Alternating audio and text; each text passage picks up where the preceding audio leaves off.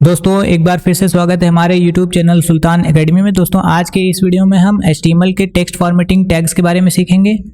दोस्तों HTML text formatting के कुछ एग्जांपल्स यहाँ पे गिवन है जिसको हम आगे प्रैक्टिकल करके सीखेंगे। दोस्तों आइए चलिए हम एक एक टैग के बारे में एक्सप्लेन कर देते हैं। सबसे पहला टैग है दोस्तों बी टैग।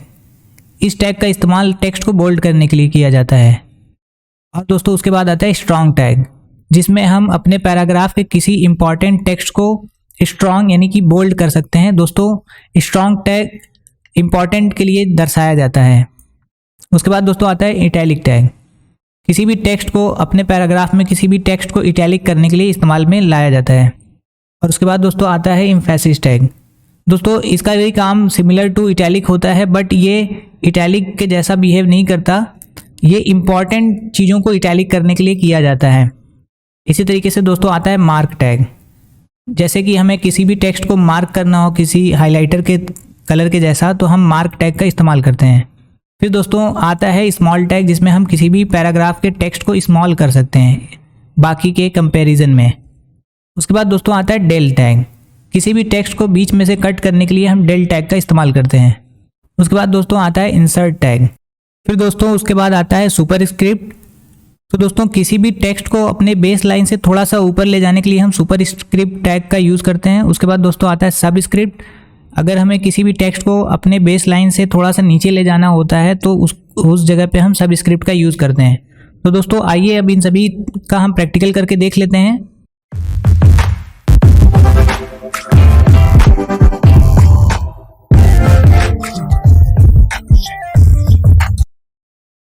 तो दोस्तों इन सभी टेक्स्ट फॉर्मेटिंग टैग्स का प्रैक्टिकल करने के लिए हमें एक नई फाइल क्रिएट करनी होगी। तो सबसे पहले हम एक अपने पुराने फाइल को कॉपी और पेस्ट करके एक नया फाइल क्रिएट कर लेते हैं।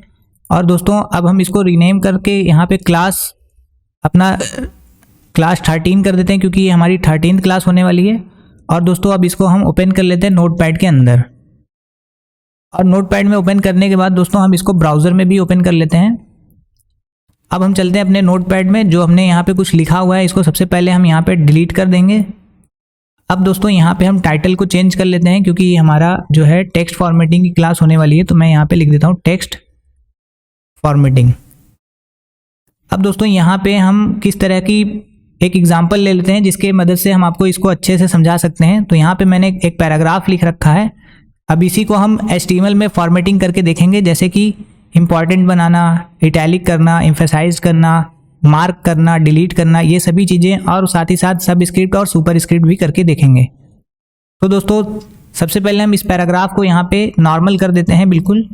तो यहाँ से मैंने इसको यहाँ पे क्लियर ऑल कर दिया, सारी फॉर्मेटिंग यहाँ से। उसके बाद इसको कॉपी करके हम चलते हैं नोटपैड के अंदर और यहाँ पे एक पैराग्राफ क्रिएट करके यहाँ पे पेस्ट कर देंगे। तो सबसे पहले मैं यहाँ पे एक हेडिंग बना लेता हूँ, जिसमें हम लिख देते हैं टेक्स्ट फॉर्मेटिंग। और उसके बाद यहाँ पे हेडिंग टैग को क्लोज कर देंगे। अब यहाँ पे हम एक पैराग्राफ टैग ओपन करके ये सारे पैराग्राफ को यहाँ पेस्ट कर देते हैं। और यहाँ पे दोस्तों लास्ट में हमें पैराग्राफ टैग को क्लोज करना होता है, तो हम यहाँ पे पैराग्राफ टैग को क्लोज कर लेते हैं। अब दोस्तों सबसे पहले हम इस इम्पॉर्टेंट इसको सेव करके पहले ब्राउज़र में चेक कर लेते हैं कि हमें कैसा दिखाई देता है। तो दोस्तों देखिए यहाँ पे हमारे किसी भी जगह पे कोई भी फॉर्मेटिंग नहीं हुई है। तो सबसे पहले हम इस वर्ड को यहाँ पे इंपॉर्टेंट यानी बोल्ड करके देखते हैं। तो सबसे पहले यहाँ पे हम दोस्तों स्ट्रॉन्ग टैग का यूज़ कर लेते हैं। और दोस्तों स्ट्रॉन्ग टैग को हम यहाँ से इंपॉर्टेंट के जस्ट एंड में यहाँ पे पेस्ट करके इसको क्लोजिंग टैग कर देते हैं यहाँ से। अब इसको सेव करते हैं। अब आप देखेंगे कि यहाँ पे ये जो टेक्स्ट है वो इंपॉर्टेंट हो गया है, यानी कि ये बोल्ड हो चुका है। अब इसके बाद दोस्तों हम प्रोसेसर को इटैलिक करके देख लेते हैं। यहाँ पे ये जो प्रोसेसर लिखा हुआ है इसको इटैलिक करके देख लेते हैं। तो चलते हैं अपने नोटपैड पे और जहाँ पे प्रोसेसर लिखा हुआ है वहाँ पे हम इटैलिक कर देंगे। तो दोस्तों देखिए यहाँ पे प्रोसेसर लिखा हुआ है, तो यहाँ पे हम आई टैग का यूज़ करेंगे। और आई टैग को यहाँ से हम कॉपी करके प्रोसेसर के एंड में यहाँ पे पेस्ट कर देंगे। और दोस्तों यहाँ पे हम क्लोजिंग टैग के लिए फॉरवर्ड स्लैश का यूज़ करते हैं। अब हम इसको सेव करके देखते हैं कि ये हमारा इटैलिक हुआ कि नहीं। अब दोस्तों देखिए ये इटैलिक हो चुका है। और इसको हम बोल्ड भी अप्लाई कर सकते हैं, इसी टेक्स्ट पे हम बोल्ड भी अप्लाई कर सकते हैं। देखिए यहाँ पे हमने यहाँ पे बी टैग यूज़ किया और बी टैग यहाँ पे हम प्रोसेसर के लास्ट में क्लोज भी कर देंगे। तो इससे क्या होगा कि हमारा वो टेक्स्ट बोल्ड भी रहेगा और इटैलिक भी रहेगा। आप देख सकते हैं कि ये टेक्स्ट हमारा बोल्ड और इटैलिक दोनों है। अब दोस्तों यही काम हम हार्ड ड्राइव पे करेंगे, लेकिन यहाँ पे हम इटैलिक यूज़ नहीं करेंगे, यहाँ पे हम एम्फेसाइज्ड यूज़ करेंगे। तो यहाँ पे देखिए हार्ड डिस्क लिखा हुआ है, हार्ड ड्राइव। तो सबसे पहले हम EM टैग का यहाँ पे यूज़ कर लेते हैं, और EM टैग को लिखने के बाद यहाँ पे हम EM टैग क्लोज भी कर देंगे। तो दोस्तों यहाँ पे हमने EM टैग को क्लोज किया। अब इसको सेव करके यहाँ पे देखते हैं कि ये एम्फेसाइज्ड हो रहा है कि नहीं। तो देखिए ये इटैलिक हो चुका है। तो दोस्तों ये EM टैग से इटैलिक हो गया है। अब हम इसको बोल्ड भी करने वाले हैं। इसी सेम एम्फेसाइज के ऊपर हम B टैग अगर यूज़ करते हैं तो ये बोल्ड भी हो जाएगा। तो मैंने यहाँ से B टैग को कॉपी किया और यहाँ एंड में लाके यहाँ पे मैंने B टैग को क्लोज कर दिया। अब इसको सेव करते हैं तो हम ब्राउज़र चेक करेंगे तो आप देखेंगे कि यहाँ पे हमारा जो टेक्स्ट है हार्ड ड्राइव वो एम्फेसाइज्ड और बोल्ड दोनों है। अब दोस्तों हम यहाँ पे जो है डेल टैग का इस्तेमाल करेंगे और यहाँ पे ये जो क्लीन वर्ड है इस चीज़ को हम यहाँ पे डिलीट करने वाले हैं, यानी कि बीच में से कट करने वाले हैं। तो आपको यहाँ पे देखना है कि देखिए यहाँ पे क्लीन लिखा हुआ है। तो हम यहाँ पे अगर डेल टैग यूज़ कर लेते हैं और डेल टैग को यहाँ पे हम क्लोज कर दें तो आप इस टेक्स्ट को बीच में से कट कर सकते हैं। देखिए मैंने इसको कट कर दिया, यहाँ से रिलोड किया। अब देखिए यहाँ पे बीच में से ये कट हो गया। इसी तरीके से दोस्तों मैं किसी भी टेक्स्ट को अंडरलाइन कर सकता हूँ। जैसे यहाँ पे रिस्पॉन्सिबल लिखा हुआ है, इसको मैं अंडरलाइन करके दिखाता हूँ। तो दोस्तों यहाँ पे देखिए रिस्पॉन्सिबल लिखा हुआ है, इस टेक्स्ट को मैं U टैग की मदद से अंडरलाइन करूँगा। तो यहाँ पे U टैग हमने लगाया और U टैग को हम रिस्पॉन्सिबल के लास्ट में जाके क्लोज कर देंगे। तो यहाँ पे क्लोज कर देंगे U टैग और इसको सेव करते हैं और देखते हैं कि ये अंडरलाइन हुआ कि नहीं। तो देखिए दोस्तों ये अंडरलाइन हो चुका है।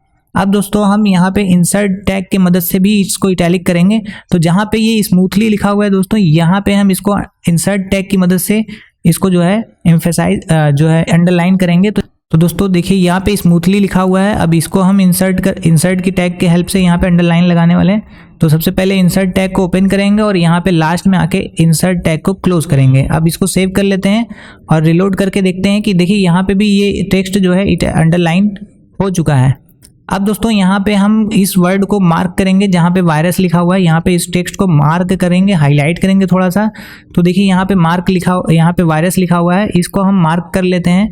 तो हम मार्क टैग यहाँ पे ओपन कर लेते हैं दोस्तों और इसी टैग को हम यहाँ से कॉपी कर लेते हैं और यहाँ पे वायरसेस के आगे आके पेस्ट कर देंगे। और यहाँ पे दोस्तों हमको इसको जो है क्लोज करना होगा, तो हम यहाँ पे स्लैश लगा देंगे फॉरवर्ड और इसको सेव करके अब ब्राउज़र में चलते हैं, रिलोड करते हैं। तो देखिए ये वाला टेक्स्ट हाईलाइट हो गया है। तो अब हम सीखेंगे सब स्क्रिप्ट और सुपर स्क्रिप्ट कैसे करते हैं। तो उसके लिए हम यहाँ पे एक हेडिंग बना लेते हैं और दोस्तों यहाँ पे मैं H2 का हेडिंग क्रिएट कर लेता हूँ, एग्जाम्पल ऑफ सब स्क्रिप्ट एंड सुपर स्क्रिप्ट। अब दोस्तों यहाँ पे हम H2 टैग को क्लोज भी कर लेंगे और दोस्तों यहाँ पे हम दो पैराग्राफ क्रिएट करेंगे। एक पैराग्राफ के अंदर हम लिखेंगे A square plus B square is equal to Z square. लेकिन दोस्तों ये इस तरीके से वहाँ पे दिखाई नहीं देगा, हमको यहाँ पे लगाना पड़ेगा सुपर स्क्रिप्ट। और उसके बाद दोस्तों हम यहाँ पे यूज़ करने वाले हैं अपना ये तो C6H12O6। तो हम लिख लेंगे यहाँ पे C6H12 एंड उसके बाद दोस्तों हम लिख लेते हैं O6। अब हम इस P टैग को यहाँ पे क्लोज करके सेव करते हैं। अब दोस्तों देखते हैं कि ये हमारे ब्राउज़र में किस तरीके से दिखाई देगा। तो दोस्तों देखिए ये बिल्कुल सीधा सीधा आ रहा है, इसमें कोई भी स्क्रिप्टिंग नहीं हुई है। तो सब स्क्रिप्ट लगाएंगे और सुपर स्क्रिप्ट लगा लेते हैं। तो चलिए यहाँ पे जहाँ पे 2 लिखा हुआ है यहाँ पे हम जो है सुपर स्क्रिप्ट पहले लगाएंगे SUP और उसको हम यहाँ पे 2 के एंड में यहाँ पे हम क्लोज भी करेंगे। तो सबसे पहले इसको हम कॉपी कर लेते हैं, यहाँ पे पेस्ट कर लेते हैं, इधर भी पेस्ट कर लेते हैं। यहाँ पे 2 लिखा हुआ है, ये रहा, यहाँ पे पेस्ट कर लेते हैं, 2 के बाद पेस्ट कर लेते हैं और यहाँ पे जेड स्क्वायर में भी हम इसको कॉपी और पेस्ट कर लेते हैं। अब चलिए इसमें हम फॉरवर्ड स्लैश सब में ऐड कर देते हैं क्लोजिंग टैग के अंदर। अब इसको सेव कर लेते हैं और देखते हैं कि ये हमारा सुपर स्क्रिप्ट हुआ कि नहीं। तो देखिए दोस्तों यहाँ पे A square plus B square is equal to Z square हो गया। अब इसी तरीके से हम इस 6 और 12 और 6 को जो है सब स्क्रिप्ट करेंगे। तो यहाँ पे हम SUB टैग लगाएंगे और उसके बाद इसको दोस्तों हम कॉपी कर लेते हैं। कॉपी करने के बाद यहाँ पे 6 के बाद लगा लेते हैं, 12 से पहले लगा देते हैं, 12 के एंड में। और यहाँ पे भी हम जो है 6 के पहले और 6 के बाद में हम इस सब स्क्रिप्ट को लिख लेते हैं। अब हम फॉरवर्ड स्लैश लगा के क्लोजिंग टैग यहाँ पे लिख लेते हैं। तो हमने तीनों में यहाँ पे फॉरवर्ड स्लैश यानी कि क्लोजिंग टैग कर दिया। अब इसको सेव करके यहाँ पे रिलोड करते हैं और आप देखेंगे कि ये चीज़ हमारा यहाँ पे आ गया है। तो दोस्तों आज के इस ट्यूटोरियल में हमने सीखा कि हम अपने टेक्स्ट को HTML में किस तरीके से फॉर्मेट करते हैं। दोस्तों उम्मीद करता हूं कि आपको मेरा ये वीडियो अच्छा लगा होगा। अगर वीडियो अच्छी लगी है तो वीडियो को लाइक जरूर करें दोस्तों, चैनल को सब्सक्राइब करें ताकि नेक्स्ट वीडियो की नोटिफिकेशन आपको मिल सके। Thanks for watching.